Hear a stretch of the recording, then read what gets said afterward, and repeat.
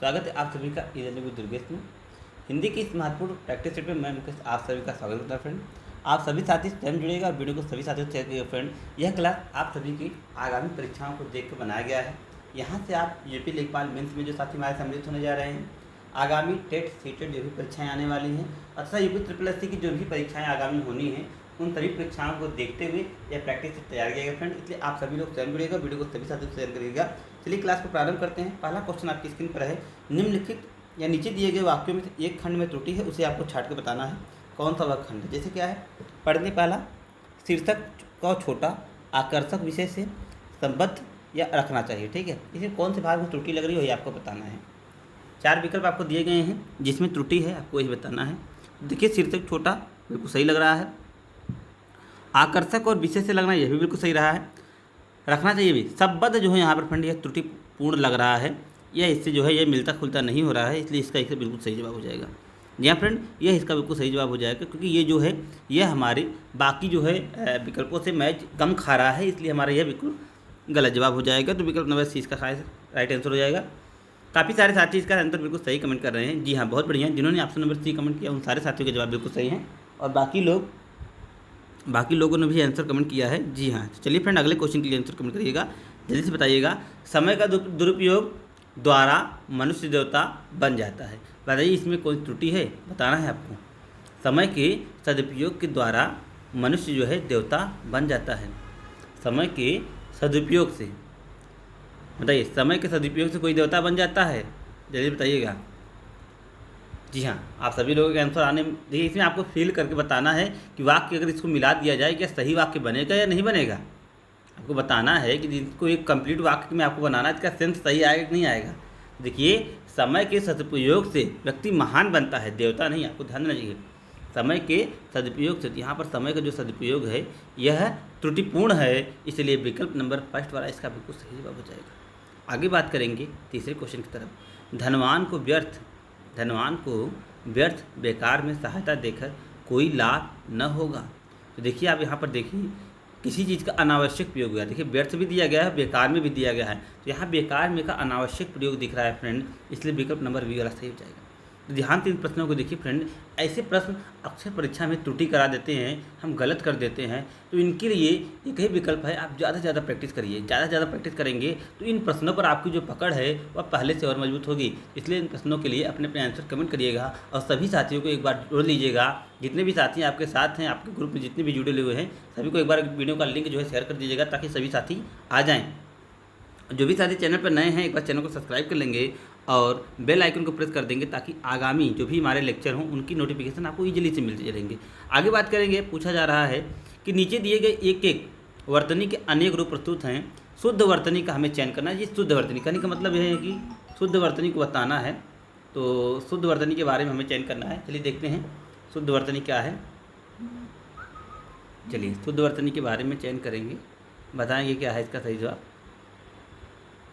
जी friend, हम बात कर रहे थे, हमें इसमें क्या है त्रुटि मतलब शुद्ध वर्तनी का चयन करना है। यहाँ पर कौन से शुद्ध वर्तनी उसी का चयन करना है। देखिए फ्रेंड, इस क्वेश्चन को हम लोगों ने पिछले सीरीज में हल किया था। यहाँ से बहुत सारे क्वेश्चन आपको, इसलिए मैं कहता हूँ बार बार सभी क्वेश्चन के लिए अपने अपने आप लोग आंसर कमेंट किया करिए, क्योंकि आपको बहुत सारे क्वेश्चन आपको रिपीट मिल जाते हैं, और यही आपको पेपर में भी देखने को मिलेगा। काफ़ी सारे क्वेश्चन आपको रिपीटेशन के साथ मिल जाएंगे, और जिनके जवाब आप क्षण भर में बिल्कुल सही दे जाएंगे। तो जी हाँ फ्रेंड, यही फ़ायदा होता है रिवीजन का, ज़्यादा से ज़्यादा प्रैक्टिस सेशन को अटेंड करने का।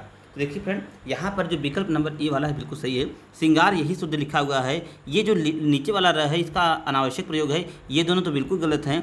इसमें जो ये नीचे वाला है फ्रेंड, इसी का अनावश्यक प्रयोग हुआ है, इसलिए विकल्प नंबर E इसका बिल्कुल सही जवाब है। काफ़ी सारे साथी इसका बिल्कुल सही आंसर कमेंट कर रहे हैं, उन सारे साथियों के जवाब बिल्कुल सही हैं। बहुत बढ़िया है फ्रेंड, सभी साथियों के जवाब बिल्कुल बढ़िया है। आगे बात करेंगे क्वेश्चन नंबर 5 की तरफ। क्वेश्चन नंबर 5 पूछा जा रहा है कौन सा इसमें भी आपको शुद्ध बताना है। देखिए 4 दिखे हैं, अध्येता, अधियता, अद्यता और अध्येता। 4 दिखे हैं विकल्प, आपको बताना है कौन सा बिल्कुल सही है। तो ध्यान से देखिए कौन सा बिल्कुल सही है। देखिए फ्रेंड, अध्येता यहाँ पर बिल्कुल सही है, बाकी इसमें भी त्रुटि है, इसमें भी त्रुटि है, इसमें भी त्रुटि है। जो सही है फ्रेंड वह है आपका विकल्प नंबर E। नेक्स्ट है नक्षत्र, नक्षत्र, नक्षत्र और नक्षत्र। ये तो बिल्कुल सिंपल था क्वेश्चन फ्रेंड। आई होप मेरे सभी साथियों के जवाब इस क्वेश्चन के लिए बिल्कुल सही होंगे। जी हाँ, बहुत बढ़िया, मैं देख पा रहा हूँ काफ़ी सारे साथियों के जवाब जल्दी जल्दी आ रहे हैं स्क्रीन पर, बहुत बढ़िया। B वाले साथियों के जवाब निश्चित तौर पर बिल्कुल सही है। साथ ही साथ आप याद रखेंगे फ्रेंड, ये जो 6 होता है ये अशुद्ध होता है, और इसका जो ये छ होता है ये शुद्ध होता है, इसे याद रखेंगे। अंतर्ध्यान ये त्रुटि रहित है, सॉरी ये देखिए इसमें बताना अंतर्ध्यान या अंतर, ये देखिए क्वेश्चन बहुत इंपॉर्टेंट है, इसको थोड़ा सा इसकी स्लाइड को चलिए बताइएगा। ये इंपॉर्टेंट क्वेश्चन है, इसको हम लोग प्रीवियस सेट में हल कर चुके हैं। इसका भी जवाब काफ़ी सारे साथी को स्क्रीन पर आने प्रारंभ हो चुके हैं। यहाँ बिल्कुल आगे बढ़ेंगे क्योंकि ये क्वेश्चन हम लोग हल कर चुके हैं। विकल्प नंबर 20 का भी बिल्कुल सही जवाब है, बी द राइट आंसर 20 इस प्रश्न का बिल्कुल, क्योंकि अंतर्धान होता है, अंतर्ध्यान नहीं होता है, अंतर्धान होता है। विकल्प नंबर 20 क्वेश्चन का बिल्कुल सही जवाब है।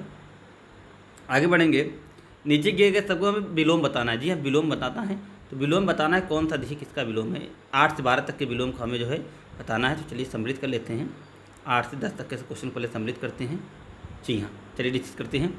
अवनत का विलोम क्या होता है फ्रेंड? विनित होता है, अविनित होता है, उन्नत होता है या सुन्नत होता है। तो इंपॉर्टेंट क्वेश्चन है, काफ़ी बार रिपीट हुआ है, याद रखेंगे। अवनत का विलोम उन्नत होता है। विकल्प नंबर 30 क्वेश्चन का अवनत का विलोम, जी हाँ 3 उन्नत, जी हाँ 3 इसमें थोड़ा सा त्रुटि है। अवनत का जो विलोम होगा फ्रेंड वो विनत होगा। जी हाँ, अवनत का जो विलोम होगा वह विनत होगा, न कि उन्नत होगा। विकल्प नंबर ये, जी हाँ विकल्प नंबर ए इस प्रश्न का बिल्कुल सही जवाब है, अवनत का विनत होगा। अर्वाचीन का प्राचीन, जी हाँ अर्वाचीन का प्राचीन जहाँ दिख रहा है वह इसका बिल्कुल सही जवाब है। कहाँ दिख रहा है? विकल्प नंबर बी की तरफ दिख रहा है, यह बिल्कुल सही जवाब है। अनुग्रह का क्या होगा फ्रेंड? अनुग्रह का आप जानते हैं, अनुग्रह का विलोम पूछा जा रहा है, तो अनुग्रह का आपका सबक पता है फ्रेंड। अनुग्रह का विलोम दंड होता है या तो कोप होता है। अगर कुछ भी दिया, दोनों में से एक भी दिया है, ये दोनों इसका विलोम होता है। अनुग्रह का दंड होता है, कोप होता है। विकल्प नंबर, इसलिए ये इसका बिल्कुल सही जवाब हो जाएगा। आगे, अवतल का विलोम, तो सबसे सिंपल क्वेश्चन है फ्रेंड। अवतल का विलोम आप सभी लोग जानते हैं कि अवतल का विलोम उत्तल का ही दिख रहा है फ्रेंड। इस विकल्प में दिख रहा है, तो बिल्कुल जी हाँ दिख रहा है, बी वाला जवाब सही है। ऐसे ही प्रश्न मिलेंगे फ्रेंड, प्रश्न कहीं और से नहीं आएंगे, ऐसे ही प्रश्न आपको जो है परीक्षा हाल में भी देखने के मिलेंगे। बस आपको ज़रूरत है ज़्यादा रिवीजन करने की, ज़्यादा चीज़ों के लिए प्रैक्टिस करने की। तो उसको क्लास ई-लर्निंग अच्छी तरीके से कर रहा है, तो आप सभी लोग जुड़िएगा, वीडियो को सभी साथी से शेयर करिएगा। आगे बात करेंगे अगले प्रश्नों की तरफ। अगला क्वेश्चन है कि निम्नलिखित में से गंगा का पर्यायवाची नहीं है। भागीरथी है, मंदाकिनी है, और क्या है आपका बताइएगा? भागीरथी है, मंदाकिनी है, साथ ही साथ सुरसरिता भी है। ये तीनों हैं। त्रिवेणी यह आपके गंगा का पर्यायवाची नहीं है। भागीरथी, मंदाकिनी, सुरसरिता, सुर नदी, देवपदगा, ये सारी जो है गंगा की पर्यायवाची हैं। जो नहीं है फ्रेंड वह है आपका विकल्प नंबर बी। आगे बढ़ेंगे अगले क्वेश्चन की तरफ। वाक्यांशों के लिए एक शब्द बताना है। जिसे बुलाया न गया हो, जिसे बुलाया न गया हो फ्रेंड, उसे तो हम क्या कहते हैं? अनाहुत कहते हैं ना। जिसे बुलाते नहीं आप उसे अनाहुत की संज्ञा देते हैं। जी हाँ, स्त्री जो अभिनय करती है, भैया जो स्त्री अभिनय करती है उसे तो अभिनेत्री की संज्ञा देते हैं ना। तो अभिनेत्री विकल्प में है कहीं? हाँ है भाई, विकल्प नंबर 3 है हमारा जवाब, बिल्कुल सही हो जाएगा। आशा से अधिक, अगली बात कर रहे हैं, आशा से अधिक। आशा से अधिक क्या होता है? आशासित होता है, आशावान होता है, अप्रत्याशित होता है या प्रत्याशित होता है। तो आशा से अधिक अगर कोई भी चीज़ आपको मिल जाती है तो क्या होता है? आप सभी को पता है कि वह आशातीत होता है। ठीक है, आशातीत होता है। अगर आशा से अधिक कोई मिल जाता है तो आशा धन अतीत मतलब आशा से बहुत अधिक। जी हाँ बिल्कुल, जिसकी कल्पना न की गई हो। आगे अगला करा है, निम्नलिखित दिए गए विकल्पों में से सही शब्द चुनकर जो है भरना है। सही शब्द चुनकर वाक्य को कंप्लीट करना है। उदय शंकर भट्ट हिंदी के प्रसिद्ध क्या थे? कहानीकार थे, निबंधकार थे, उपन्यासकार थे या नाटककार थे? तो याद रखेंगे फ्रेंड, उदय शंकर भट्ट का जो संबंध है वह नाटक से है। तो उदय शंकर भट्ट हिंदी के प्रसिद्ध नाटककार थे, प्रमुख नाटककार थे, इसलिए विकल्प नंबर डी इसका बिल्कुल सही जवाब हो जाएगा। आगे, युद्ध प्रधान और राष्ट्र चेतनापरक कविताओं में ओजरस की, रजोगुण की, तमोगुण की या सतोगुण की किसकी प्रधानता मिलती है? युद्ध प्रधान और राष्ट्र चेतनापरक कविताओं में किस गुण की प्रधानता? ओज, रजो, तमो या सतो? इंपॉर्टेंट क्वेश्चन है फ्रेंड, ये क्वेश्चन आपके यहाँ से बिल्कुल आएगा, ध्यान रखिएगा। जी हाँ, इसमें ओज गुण की प्रधानता होती है। विकल्प नंबर ए वाला जवाब बिल्कुल सही है। आगे, माया मोही, ये तो मेरे लगभग काफ़ी सारे साथी इसका बिल्कुल सही है। माया मोही बहुत खिजायो, ये बहुत ही प्रचलित पंक्ति है फ्रेंड। तो आई होप मेरे सभी साथी इस क्वेश्चन का बिल्कुल सही जवाब देंगे। जी हाँ, आने भी चालू हो गए हैं। जैसा मैं उम्मीद करता हूँ उससे मुझे परिणाम मिलता है। देखता हूँ मैं काफ़ी सारे साथी बिल्कुल सही आंसर कमेंट कर रहे हैं। जी हाँ, माया मोही दायु बहुत खिजायो। जी हाँ फ्रेंड, माया मोही दायु बहुत खिजायो, इसलिए विकल्प नंबर 20 प्रश्न का बिल्कुल सही जवाब है। आगे, रविन्द्रनाथ टैगोर का नाम, चलिए इस क्वेश्चन को थोड़ा सा स्लाइड ऊपर कर लेते हैं। चलिए, रविन्द्रनाथ टैगोर का नाम सांस्कृतिक और दर्शन में, संगीत में, साहित्यिक में, चित्रकला में। आप सभी को पता है कि रविन्द्रनाथ टैगोर का नाम जो है वह सांस्कृतिक तथा साहित्यिक में सदा विस्मरणीय रहेगा, इसलिए विकल्प नंबर सी इसका सही जवाब है। आगे बढ़ेंगे।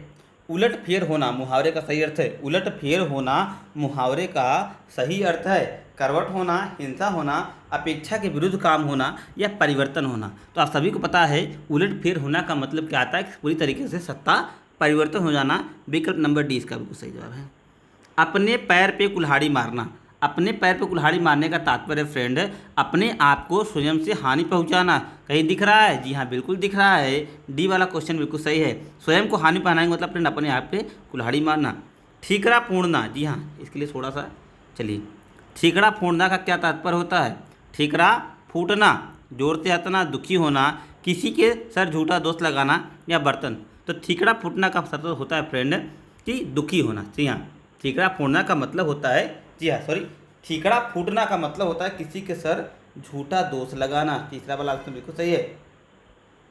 आगे, वह स्त्री जिसकी कोई संतान नहीं हो, यह समाज का बड़ा ही प्रचलित वर्ड है और इस वर्ड को आप सभी लोगों ने समाज में सुना होगा। तो इसके लिए मैं चाहूँगा कि मेरे 100% साथियों के जवाब बिल्कुल सही हैं कि जिस स्त्री की कोई संतान न हो उसे बाज की संज्ञा दी जाती है। बिल्कुल बिल्कुल, बहुत बढ़िया, आप सभी के जवाब बिल्कुल सही हैं। कार्य को नए ढंग से करने की पद्धति पारंपरिक, नवागत रूप, नवीनीकरण या आधुनिकीकरण बताइए फ्रेंड। जी हाँ, बहुत प्रचलित शब्द है। इस शब्द से आप लोगों ने भी प्रयोग किया होगा, बस यहाँ पर समझने की बात है और आपका आंसर सही हो जाता है। ये जब कोई कार्य नए ढंग से किया जाता है तो उसे हम क्या कहते हैं? उसके लिए एक शब्द बना है। जी हाँ, उसके लिए एक शब्द बना है नवीनीकरण। जैसे क्या है कि हमने अपने पुराने नोट्स में नवीनीकरण किया है, मतलब उसमें कुछ फैक्ट और डाले हैं, कुछ फैक्ट अलग एक्स्ट्रा जोड़े हैं और कुछ मैटर उसमें जो है इंक्लूड किया है। तो मतलब हमने अपने नोट्स में नवीनीकरण किया है, जो आपके लिए सुपर थ्रेड की उपलब्ध है हमारी संस्था में। तो आप सभी को यदि इच्छुक हैं तो स्क्रीन पर दिए गए जो भी हमारे नंबर हैं, जो भी आप अगर जैसे जो नंबर है हमारा भी हम इसको लगा देंगे, तो आप उस नंबर पर कॉन्टेक्ट करके जो है आसानी से उसकी जानकारी आप ले सकते हैं। आगे, समय की दृष्टि से अनुकूल। समय की दृष्टि से अनुकूल क्या होता है? समय की दृष्टि से अनुकूल, अनुकूल, समयाकुल या प्रतिकूल या समयाकुल। तो आप सभी को पता है कि जो समय की दृष्टि के अनुकूल होता है उसे हम समयानुकूल की भी संज्ञा देते हैं। तो ये था आपका फ्रेंड आज का क्लास। आई होप आप लोगों ने क्लास को एंजॉय किया होगा। मिलेंगे अगले चरण में, तब तक के लिए best of luck. Thank you, good bye.